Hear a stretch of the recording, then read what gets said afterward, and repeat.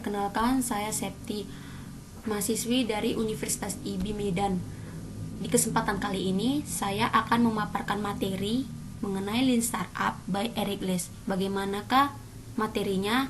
Langsung saja pemaparannya sebagai berikut.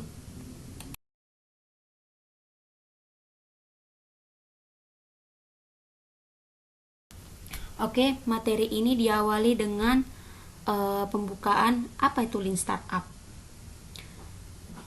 Kalau bertanya-tanya apa itu Lean Startup? Lean Startup adalah sebuah metode populer untuk yang sedang mencari ide untuk membangun startup. Lean di sini artinya ramping. Maksudnya solusi yang dihasilkan harus ramping mungkin. Ramping di sini berarti hanya mengandung hal-hal esensial bagi customer.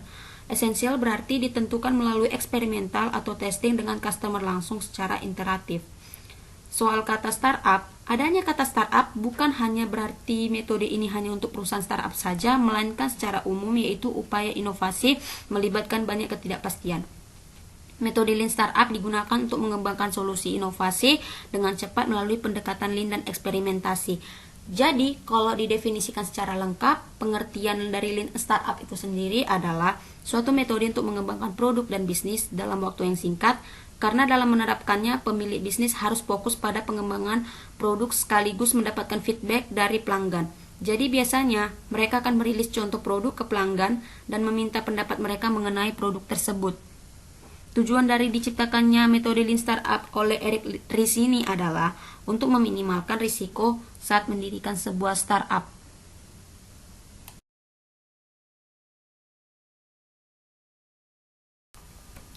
Lean Startup memiliki fase yang berpusat pada build, measure, dan learn.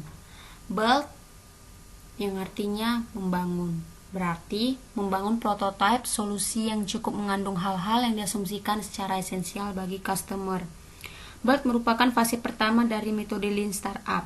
Perusahaan bertujuan untuk membuat dan mengembangkan produk sederhana. Sebelum mulai mengembangkan produk, tentunya perusahaan sudah memiliki sebuah ide untuk membuat produk yang sesuai dengan kebutuhan pelanggan. Yang berikutnya measure. Measure berarti uji coba, prototipe, dan asumsi tersebut dengan pengukuran-pengukuran tertentu. Dalam fase measure, harus diperhatikan seperti apa feedback yang diberikan oleh pelanggan saat mereka mencoba menggunakan MVP. Respon tersebut sangat berguna untuk menyempurnakan produk sehingga bisa memenuhi kebutuhan dari para pelanggan. Namun jika pelanggan memberikan respon yang kurang baik, segeralah untuk mengambil keputusan apakah ada menghentikan proses pembuatan produk atau tidak. Jika respon yang diberikan sangat buruk, tentu pilihan untuk mulai membuat produk lagi bukanlah hal yang salah. Malahan hal itu bisa menghemat sumber daya dan tidak membuang waktu. Yang berikutnya learn. Dan itu kan artinya belajar. Berarti pelajari hasil pengukuran untuk mengumpulkan asumsi mana yang benar dan yang salah sebagai pelajaran yang tervalidasi. Pembelajaran ini nantinya digunakan sebagai perbaikan prototipe build di iterasi berikutnya. Dilakukan secara berulang-ulang hingga ditemukan solusi yang tervalidasi sesuai yang diinginkan customer. Pada fase terakhir dari Lean Startup ini, data yang didapatkan dari proses measurement akan dihasilkan lebih lanjut. Dalam tahapan ini akan dibuat kesimpulan dari hasil proses measurement dan menentukan langkah yang akan diambil perusahaan selanjutnya. Pasalnya, hasil dari fase learn ini akan dijadikan dasar apakah perusahaan perlu melakukan suatu perbaikan pada produk atau tetap mengembangkannya. Selain itu, dari fase ini juga bisa menentukan apakah perusahaan akan melakukan perubahan pada strategis bisnis atau yang sering disebut dengan pivot. Selanjutnya, MVP, kependekan dari Minimum Viable Product. MVP adalah bentuk minimal produk yang diuji di pasar. Strategi pengembangan ini memungkinkan tim untuk memvalidasi atau membatalkan asumsi produk dan mempelajari bagaimana pengguna target bereaksi dan mengalami fungsionalitas inti produk. Pendekatan ini akan memberikan wawasan tentang pengalokasian anggaran dengan benar untuk memenuhi tujuan bisnis secara keseluruhan. Membangun MVP adalah proses berulang yang dirancang untuk mengidentifikasi titik kesulitan pengguna dan menentukan fungsionalitas produk yang sesuai untuk memenuhi kebutuhan tersebut dari waktu ke waktu. Dalam pengembangan aplikasi seluler, MVP adalah metode pengembangan di mana hanya mengembangkan fungsionalitas inti untuk memecahkan masalah tertentu dan memuaskan pengguna awal. Pada dasarnya, MVP adalah model dasar produk yang akan memenuhi tujuan utama yang ingin dicapai. Pengembangan MVP mengikuti proses build, measure, learn yang memungkinkan merilis produk yang dapat terus ditingkatkan saat memvalidasi atau membatalkan asumsi, mempelajari apa yang diinginkan pengguna, dan membangun iterasi aplikasi di masa mendatang yang melayani pelanggan dengan lebih baik. Mengapa membangun MVP? Tujuan utama dari MVP adalah untuk mengembangkan produk kerja yang memberikan nilai langsung cepat sambil meminimalkan biaya. Dimulai dengan MVP akan memungkinkan untuk mempelajari lebih lanjut tentang pengguna akhir dari pasar yang ingin masuki saat menguji asumsi. MVP juga akan mengatur tahap untuk iterasi pengembangan di masa mendatang dan mengklarifikasi langkah-langkah berurutan yang harus diambil dari proyek. Apakah itu mengubah arah sepenuhnya atau melanjutkan jalur pengembangan yang ditetapkan. Dalam beberapa kasus, MVP juga dapat digunakan untuk menunjukkan potensi bisnis dan memenangkan dukungan pemangku kepentingan. Baik mencari dukungan dari investor, internal atau eksternal, MVP pasti memperkuat posisi karena membuktikan keunggulan produk dan mengamankan pendanaan untuk pengembangan di masa depan.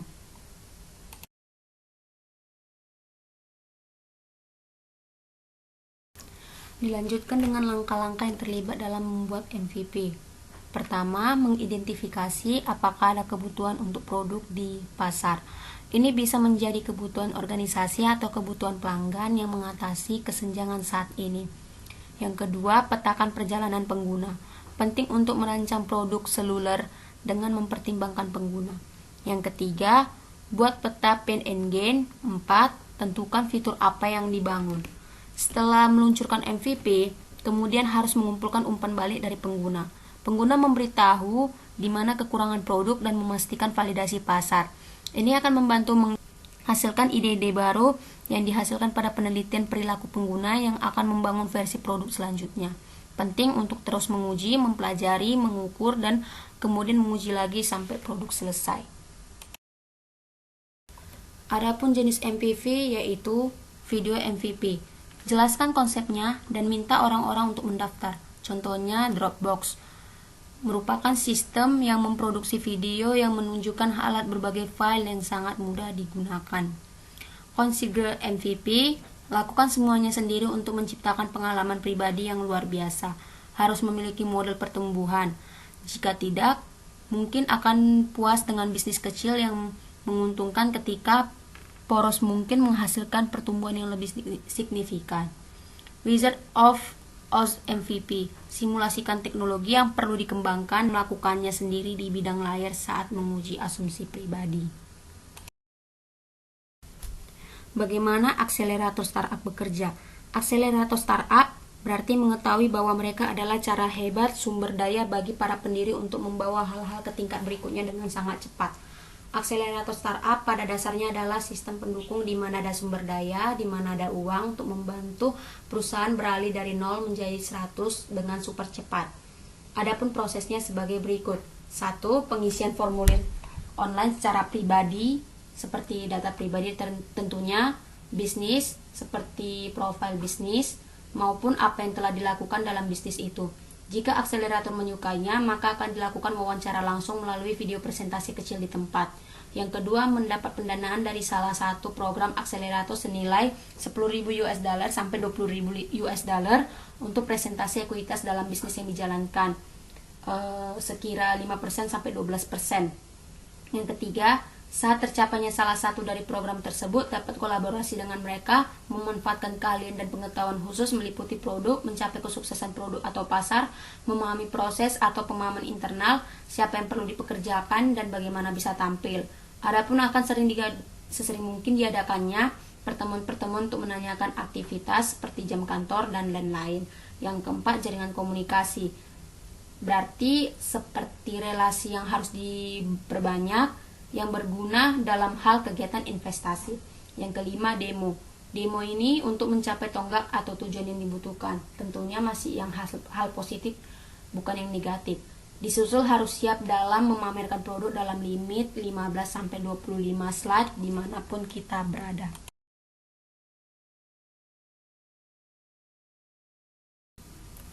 Accelerate. Accelerate terdiri dari 4 proses, yaitu batch, grow, adapt, dan innovate. Secara rincinya sebagai berikut. Accelerate. Accelerate termasuk bagian dari Lean Startup. Accelerate terdiri dari 4 proses, yaitu batch, grow, adapt, innovate. Bagaimana rinciannya? Yaitu sebagai berikut.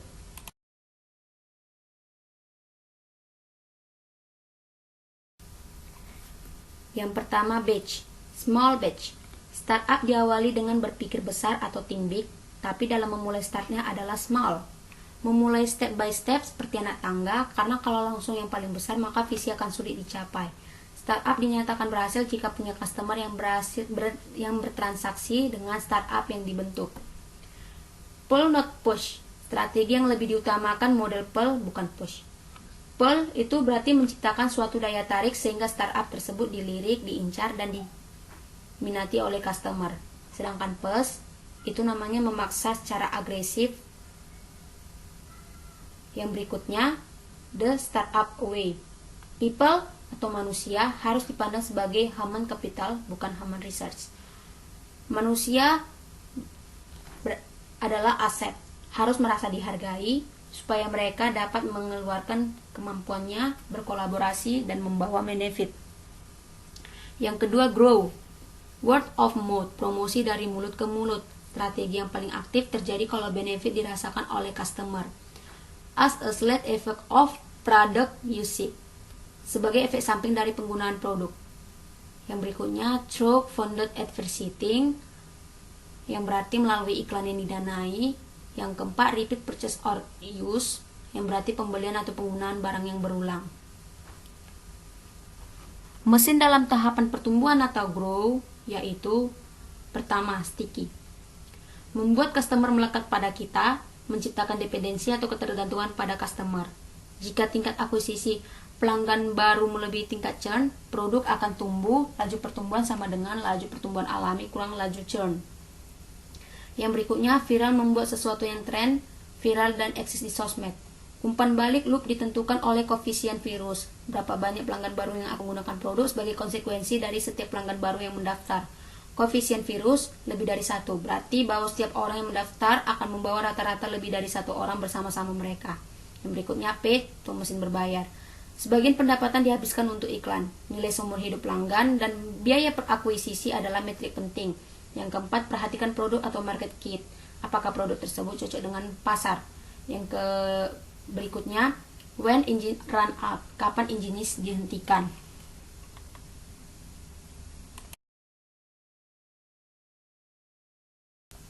Yang ketiga, adaptive organization. Startup merupakan organisasi harus bersifat edar, cepat. Setiap ada melihat peluang atau butuh kolaborasi harus banting setir agar bisa berkompetisi. Adapt itu pelatihan penting untuk difokuskan dengan peningkatan bertahap. Gunakan 5 mengapa untuk mengatasi segala jenis kegagalan, yang dikenal dengan the wisdom of the 5 whys. Tanya jawab dengan menggunakan pertanyaan mengapa. Contohnya dalam startup makanan, customer merasa tidak puas. Mengapa tidak puas di hamburgernya? Mengapa hamburgernya? Karena undercook. Dan seterusnya hingga ditemukannya letak kesalahan asumsi dari customer tersebut. Gunakan setiap kali masalah baru muncul. Setiap orang yang terkait dengan masalah harus hadir dalam rapat. Jelaskan apa itu dan mengapa tim akan mendapatkan manfaat darinya. Kebanyakan kesalahan disebabkan oleh sistem yang salah, bukan orang jahat. Setiap kali terjadi kesalahan, tanyakan pada diri sendiri, bagaimana saya bisa mencegah diri saya berada dalam situasi ini. Yang berikutnya, adapting to small batches atau adaptasi. Jangan begitu bertumbuh atau grow, langsung banting haluan atau fokus ke hal yang besar. Ciptakan mindset, memulai dari hal yang kecil. Memecahkan problem besar menjadi kecil dan diselesaikan secara one by one. Yang keempat, innovative. Descriptive innovation. Upgrade diri untuk menyambut atau menerima perkembangan teknologi dari hari ke hari. Innovation sandbox bisa dilakukan testing untuk mencocokkan MVP dari kolaborator, kemudian akan masuk ke tahap realisasi. Yang berikutnya, manajemen portofolio. Semua startup intinya manajemen portofolio. bagaimana cara memanage dari tahapan-tahapannya dituangkan dalam portofolio, sehingga portofolio tersebut menjadi satu dasar atau panduan untuk mengukur seberapa validasi atau nilai dari startup tersebut. Jikalau ada yang gagal, tetap harus dicatat, kemudian lakukan upgrade. Yang berikutnya, becoming the status quo. Dari manajemen portofolio yang dilakukan, jikalau ada hal-hal yang tidak nyaman, maka akan menjadi status quo. Dari cara berpikir yang agile, tanggap, ada perubahan dan budaya startup yang dibentuk. Startup bukan hanya berfokus menciptakan produk, melainkan people atau manusia. Design thinking versus lean startup. Design thinking versus lean startup sering digunakan untuk membangun bisnis, produk, atau layanan. Fokus dalam lean startup merupakan proses inovasi terhadap eksperimental. Adapun saran dari Garden Research bahwa iterasi build, mission, learn dalam lean startup dilaksanakan di antara design thinking dan agile development.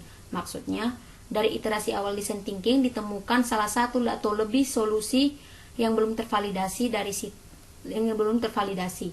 Dari situlah digunakan pendekatan iterasi build, mission, dan learn untuk mendapatkan solusi yang tervalidasi untuk kemudian dibangun dan disempurnakan oleh agile development.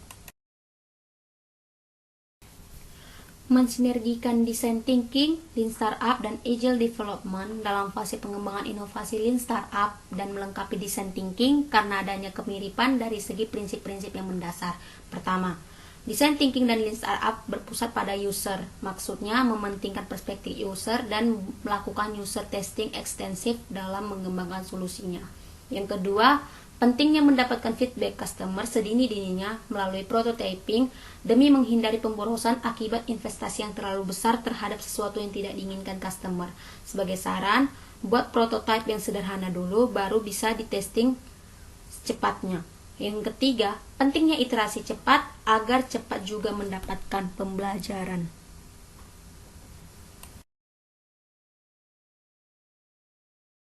Demikianlah pemaparan materi saya perbuat pada kesempatan kali ini. Jikalau ada salah-salah kata saya ataupun segala hal yang terkait dalam materi ini, saya mohon maaf secara pribadi karena saya menyadari sebagai manusia dan sebagai mahasiswi yang masih memiliki keterbatasan dalam menyusun materi kali ini.